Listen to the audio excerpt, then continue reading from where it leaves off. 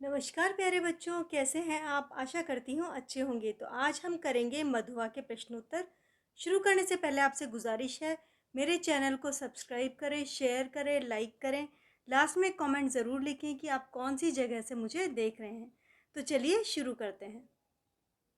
तो पहला प्रश्न है, बालक का नाम क्या है? उत्तर, बालक का नाम मधुआ है।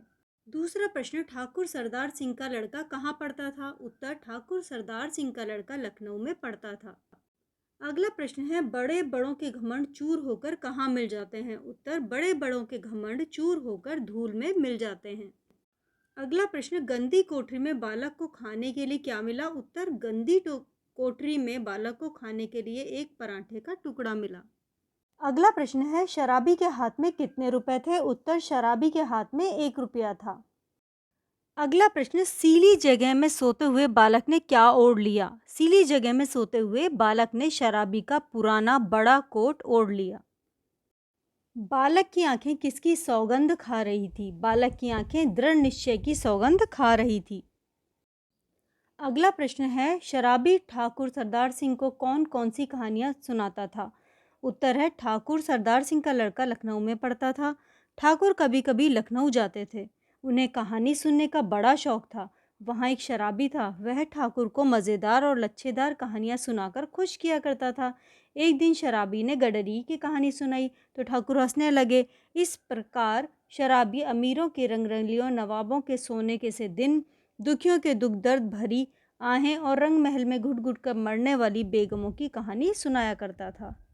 अगला प्रश्न है, शराबी को बच्चा कहाँ मिला? वह उसे अपने साथ क्यों लाया? उत्तर, शराबी से बात करते करते ठाकुर साहब जब थक गए तो उन्होंने 1 रुपया देकर शराबी को जाने का आदेश दिया। साथ ही लल्लू जमादार को भेज देने के लिए कहा।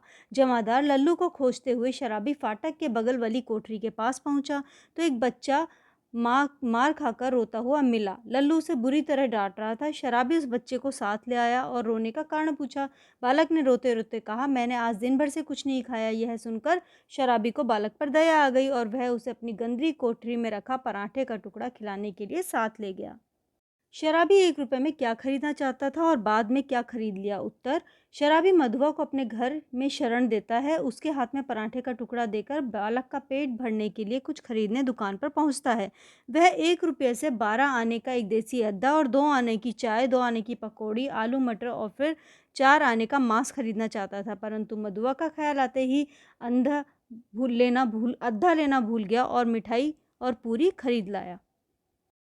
अगला प्रश्न है, शराबी अपनी कोठरी में बालक को देखकर मन ही मन क्या सोचने लगता है? उत्तर, शराबी अपनी कोठरी में घुटनों में ठूडी लगाए मासूम बालक को देखकर यह सोचने लगता है कि किसने ऐसे कोमल फूल को कष्ट देने के लिए निर्दयता की सृष्टि की। आह री नियति, तब इसको लेकर मुझे घर बारी बनना पड़ेगा। शराबी सोचने लगा, लगता है मुझे अब शराब पीने की आदत छोड़कर पेट भरने के लिए कोई ना कोई काम करना पड़ेगा। इस तरह शराबी का जीवन उस बालक की वजह से परिवर्तित हो जाता। अगला प्रश्न है, शराबी पात्र का चरित्र चित्रण कीजिए। उत्तर, शराबी दूसरों का मन बहलावे के लिए जो पैसा पाता था उसे शराब पी जाता था। एक दिन वह एक बालक मधुआ को देखता है, वह रो रहा है। शराबी उसे खाना खिलाता है। मधुआ के आने से शराबी का जीवन बदल जाता है। वह मधुआ के लालन पालन की जिम्मेदारी उठाता है। उस मासूम बालक के प्रेम में वह अपने जीवन को सार्थक बना लेता है। इस तरह शराब छोड़कर काम शुरू कर देता है। इसी के साथ यह अध्याय समाप्त होता है। आशा करती हूँ आपको अच्छा लगा होगा। धन्यवाद।